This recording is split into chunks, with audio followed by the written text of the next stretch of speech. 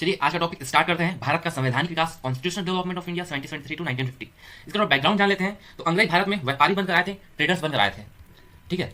और 1600 ईस्वी में महारानी एलिजाबेथ प्रथम से चार्टर प्राप्त कर लेते हैं। चार्टर यानी इजाजतनामा, एक एक ग्रांट प्राप्त कर लेते हैं, ठीक है। और जिसमें कंपनी को 15 वर्ष के लिए भारत और दक्षिण पूर्व एशिया के क्षेत्रों में व्यापार करने का एक अधिकार मिल जाता है, ठीक है। तो इसे हम थोड़ा समझते हैं। देखिए, कंपनी कंपनी मीन्स क्या? ग्रुप ऑफ इंडिविजुअल्स या ग्रुप ऑफ पर्सन्स, ठीक है। तो चंद व्यापारियों का जो समूह है, यही ईस्ट इंडिया कंपनी है, ठीक है। तो कंपनी 1600 ईस्वी में महारानी एलिजाबेथ प्रथम से चार्टर प्राप्त कर लिया है और उसे 15 वर्षों के लिए भारत और दक्षिण पूर्व एशिया के क्षेत्रों में व्यापार करने का एकाधिकार मिल गया है, मोनोपोली, ठीक है। एकाधिकार यानी मोनोपोली, ठीक है, इसे समझते हैं। तो मोनोपोली इसका मतलब ये है कि इंग्लैंड की कोई अन्य जो कंपनी है, ट्रेडिंग कंपनी, व्यापारी कंपनी, वो ईस्ट इंडिया कंपनी के साथ प्रतिस्पर्धा नहीं कर सकती, कॉम्पीट नहीं कर सकती, ठीक है, होल्ड नहीं कर सकती। और कंपनी चाहे तो अपने सामान को ऊंचे से ऊंचे दाम पर बेच सकती है। ईस्ट इंडिया कंपनी काफ़ी तेजी से ग्रो करती है और अन्य व्यापारी कंपनियां, चाहे पुर्तगाली हो, फ्रेंच हो, डच हो, फ्रांसीसी हो, इन सबको प्रतियोगिता में पछाड़ते हुए, पराजित करते हुए भारत व्यापार पर अपना एकाधिकार स्थापित कर लेती है, ठीक है। और धीरे धीरे ये शक्ति राजनीतिक खेल की ओर आगे बढ़ रही है, ठीक है। शक्ति राजनीतिक खेल बंगाल में कंपनी को विशेष सफलता प्राप्त होती है। 1757 में प्लासी का युद्ध होता है, षड्यंत्र रचा जाता है और जिसमें नवाब सिराजुद्दौला की हार होती है, कंपनी जीत जाता है। 1764 में बक्सर का युद्ध होता है, उसमें भी कंपनी की विजय होती है। तो ऐसे में 19वीं सदी के आते आते कंपनी भारत के बहुत बड़े क्षेत्र पर विजय प्राप्त कर ली थी, ठीक है। और जब कंपनी ने भारत के विभिन्न क्षेत्रों पर अपना राजनीतिक प्रभुत्व स्थापित कर लिया, तब कंपनी के कार्यों पर ब्रिटिश सरकार की नजर पड़ी, ठीक है, ब्रिटिश सरकार की नज़र में आई, ठीक है। और यहीं से ब्रिटिश सरकार जो है कंपनी के कार्यों को नियंत्रित करने के बारे में विचार करती है।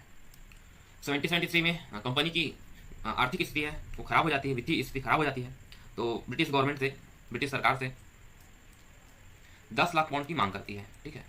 10 लाख पाउंड ऋण की मांग करती है और कंपनी किससे? ब्रिटिश गवर्नमेंट से।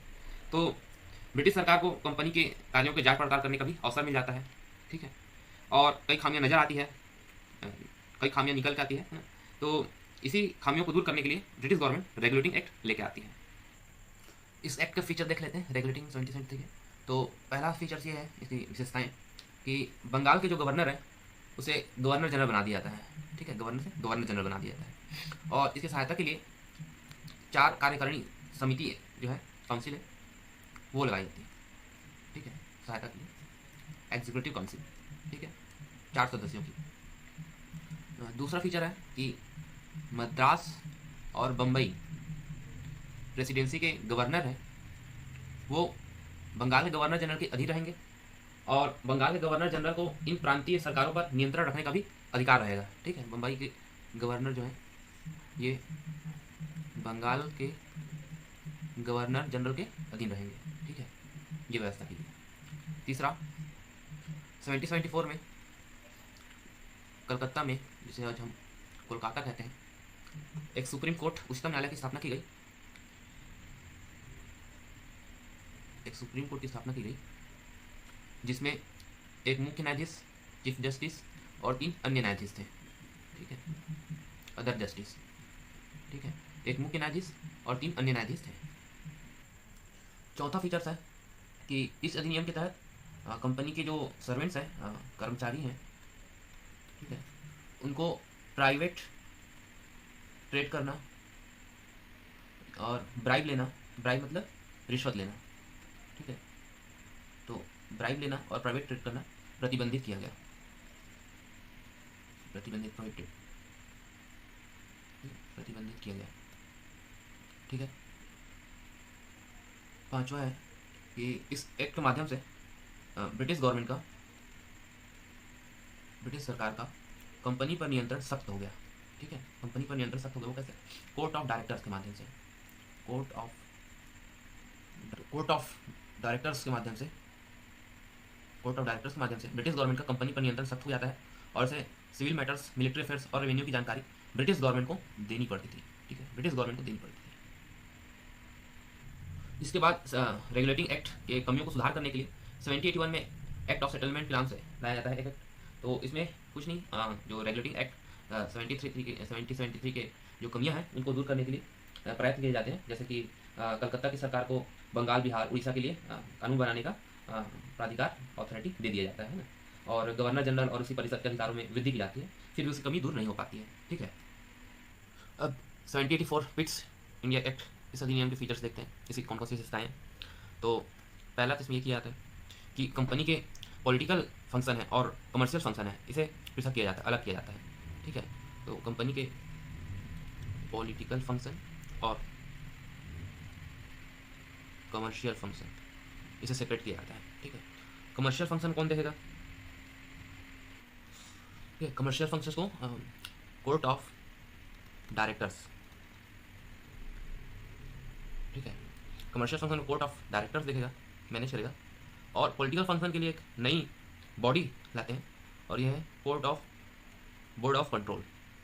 ठीक है, बोर्ड ऑफ कंट्रोल, एक नई बॉडी लाते हैं और ये पॉलिटिकल फंक्शन को देखेगी, पॉलिटिकल अफेयर्स को देखेगी। ठीक है, तो यहाँ हम देखेंगे इस प्रकार, यह पॉलिटिकल फंक्शन को अलग देख रहा है और अलग बॉडी देख रही है, और कमर्शियल फंक्शन को अलग देख रही है। ठीक है, तो इसी को बोलते हैं द्वैत शासन। ठीक है, दो अलग अलग शासन। ठीक है, पॉलिटिकल को अलग, कमर्शियल को अलग। ठीक है, यहीं से द्वैत शासन, डायरकी की शुरुआत होती है। इस प्रकार डबल गवर्नमेंट यानी द्वैत शासन की शुरुआत की जाती है। अदर फंक्शन ये है कि बोर्ड ऑफ कंट्रोल जो है वो सिविल मैटर्स, मिलिट्री, ठीक है, और रेवेन्यू, ठीक है, इसे ब्रिटिश गवर्नमेंट को रिपोर्ट करेगी। जैसे कि 1773 एक्ट में court of directors in matters को बोर्ड ऑफ जो सिविल मैटर्स है, रेवेन्यू है, मिलिट्री है, इसे ब्रिटिश गवर्नमेंट को रिपोर्ट करती थी 1773 के एक्ट में। लेकिन इस एक्ट में बोर्ड ऑफ कंट्रोल है वो ये सारे मैटर्स को ब्रिटिश गवर्नमेंट को रिपोर्ट करेगी।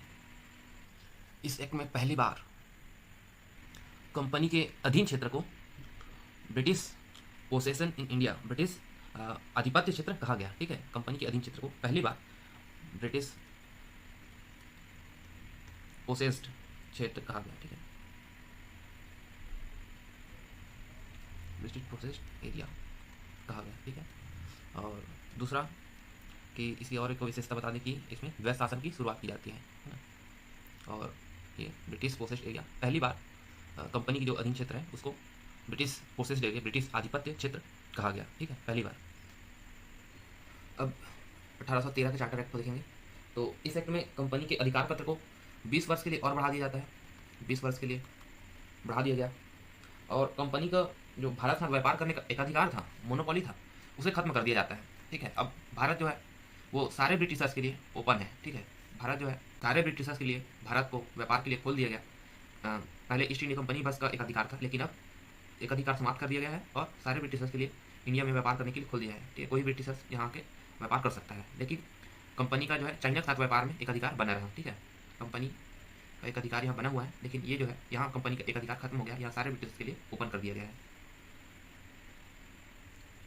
सारे ब्रिटिशर्स के लिए जब खोल दिया तब ये आर्थिक दोहन की मात्रा जो है, अमाउंट है, उसकी क्वांटिटी है, वो और बढ़ जाएगी। ठीक है, और यहाँ जो है एक अधिकार अभी बना हुआ है और पूर्वी देशों के साथ जो चाय जहाँ से लाया जाता था, तो यहाँ है कंपनी का एक अधिकार बना हुआ है, लेकिन ये ओपन कर दिया गया है। ठीक है, अब 1833 का एक्ट देखते हैं। तो यह एक्ट ब्रिटिश भारत के सेंट्रलाइजेशन में एक निर्णायक अधिनियम था और इसके फीचर्स देखते हैं। तो इस अधिनियम के द्वारा, जैसे कि 1813 के अधिनियम में देखा कि भारत पे एक अधिकार को समाप्त कर दिया गया और चीन के साथ उसका एक अधिकार, और पूर्वी देश जो है चाय जहाँ से आता है वहाँ उसका एक अधिकार बना हुआ है। लेकिन इस एक्ट में जो कंपनी का ये अधिकार है चीन के साथ और अन्य पूर्वी देशों का, उसे भी पूरी तरह से समाप्त कर दिया जाएगा। ठीक है, एक अधिकार का पूरी तरह से समाप्त कर दिया गया। अब जो है कंपनी जो है एक व्यापारिक निगम नहीं रही, अब उसका काम सिर्फ शासन चलाना है। तो पहला इसका फीचर हो गया चीन और पूर्वी देशों जहाँ से चाय का व्यापार होता है, पूर्वी देशों के साथ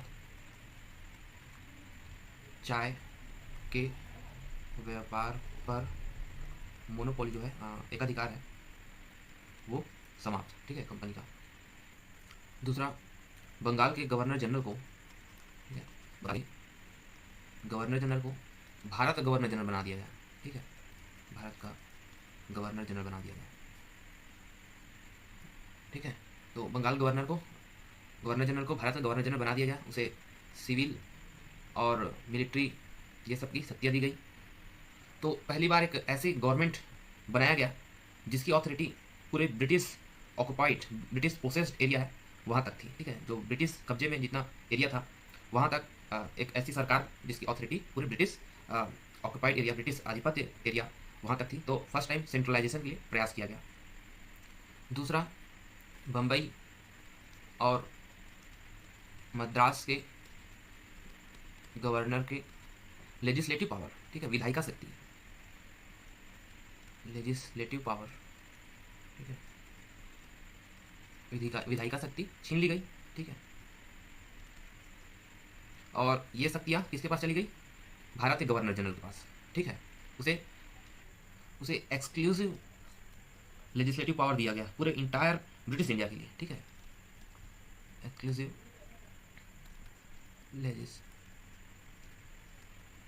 legislation power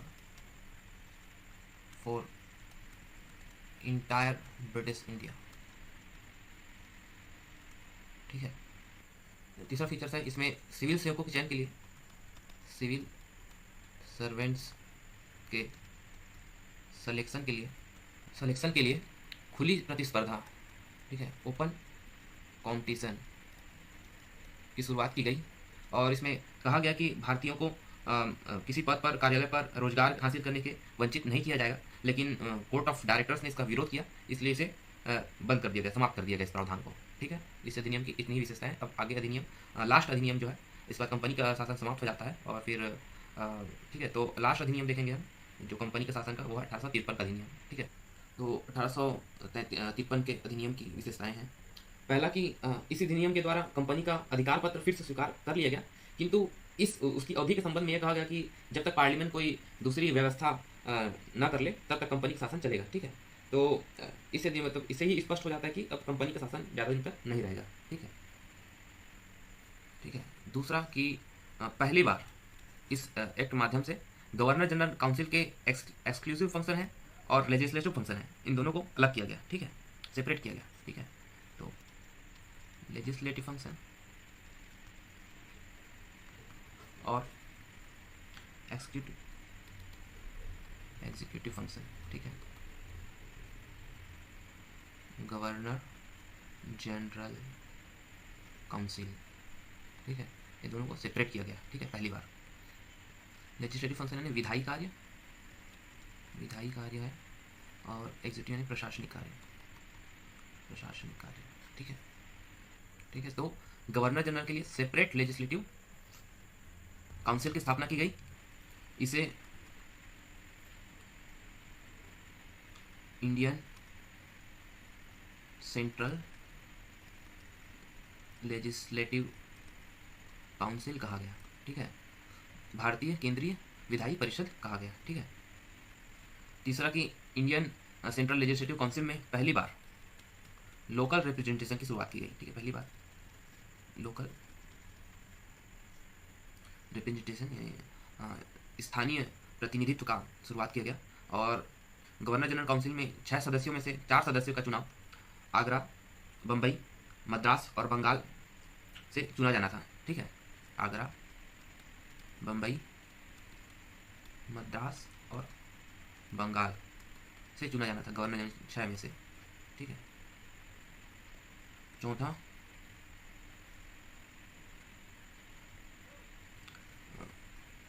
सिविल सेवकों के सिलेक्शन और रिक्रूटमेंट भर्ती के लिए ओपन कंपटीशन की शुरुआत की गई, ठीक है। 1833 में भी यही था, लेकिन इसको मना कर दिया गया था कोर्ट ऑफ डायरेक्टर्स के, है ना, मना कर दिया था। लेकिन 1853 का एक्ट है, इसमें फिर से ये जो है शुरुआत की जा रही है, ठीक है, चयन, ठीक है। तो इस प्रकार सिविल सेवा जो है इंडियंस के लिए भी ओपन कर दी गई है, खोल दी गई है, ठीक है। 1854 में इंडियन सिविल सर्विस के लिए मैकाले कमेटी बनाई गई थी। थर्ड पॉइंट है कि बोर्ड ऑफ कंट्रोल और कोर्ट ऑफ डायरेक्टर्स, जैसे 1784 जो पिट्स इंडिया एक्ट था उसमें गैर शासन की शुरुआत की गई थी, लेकिन 1858 के एक्ट में, ठीक है, इस एक्ट में बोर्ड ऑफ कंट्रोल को समाप्त किया जाएगा, कोर्ट ऑफ डायरेक्टर्स को समाप्त किया जाएगा, यानी कि गैर शासन को समाप्त किया जाएगा, ठीक है, समाप्त, ठीक है, गैर शासन भी समाप्त हो जाएगा, ठीक है। चौथा, भारत के राज्य सचिव यानी of state, secretary of state for India, Bharat के राज्य सचिव के नए पद का सृजन किया गया, ठीक है, कि नए पद का सृजन, ठीक है। ठीक है, और इसके पास जो है भारतीय प्रशासन पर, इंडियन एडमिनिस्ट्रेशन पर कंट्रोल करने की कंप्लीट अथॉरिटी थी, ठीक है, पूर्ण नियंत्रण करने का इसमें शक्ति था, ठीक है। भारतीय प्रशासन पर पूर्ण नियंत्रण करने की शक्ति इसके पास थी, ठीक है। और ये जो secretary of state for India, Bharat का जो राज्य सचिव था, ये ब्रिटिश कैबिनेट का मेंबर था, ठीक है, ब्रिटिश कैबिनेट का, ठीक है, ब्रिटिश कैबिनेट का मेंबर था, जो पूर्ण रूप से ब्रिटिश संसद के प्रति उत्तरदायी था, ठीक है, ब्रिटिश पार्लियामेंट के प्रति उत्तरदायी था, ठीक है। और इसकी सहायता के लिए, ठीक है, भारत के राज्य सचिव के सहायता के लिए 15 सदस्यीय परिषद की गठन किया गया, ठीक है। ठीक है, security of state for India है, और इसके सहायता के लिए जो है 15 सदस्य जो काउंसिल है, ठीक है, 15 मेंबर्स जो है वो रहेंगे, इसके भारत राज्य सचिव की सहायता के लिए काउंसिल, ठीक है। ये जो है 15 सदस्यों का काउंसिल है, और ये जो है गवर्नमेंट जो स्टेट सेक्रेटरी जो है भारत का राज्य सचिव है उसकी सहायता करेंगे, ठीक है। और ये जो काउंसिल है ये एक रेगुलेटिंग बॉडी थी, ठीक है, रेगुलेटिंग बॉडी थी, और इसे भारत और इंग्लैंड में मुकदमा करने का अधिकार था, ठीक है, और इस पर भी मुकदमा किया जा सकता था, ठीक है। तो 1858 के कानून का जो प्रमुख उद्देश्य था वो प्रशासनिक मशीनरी में सुधार लाना था, ठीक है, क्योंकि कंपनी जो है काफ़ी कमियाँ थी, काफ़ी भ्रष्टाचार थी, और काफ़ी बहुत सारी उसमें एकदम, तो इन खामियों को दूर करने के लिए वो प्रशासनिक सुधार, प्रशासनिक मशीनरी जो है उसे ठीक किया गया, ठीक है। और जिसके माध्यम से इंग्लैंड में जो भारतीय सरकार का जो अधिसक्षण है और उसका नियंत्रण हो सकता था, और इसने भारत में प्रचलित जो शासन है और उसे खास परिवर्तन तो नहीं हुआ। अब 1861 का अधिनियम देखेंगे।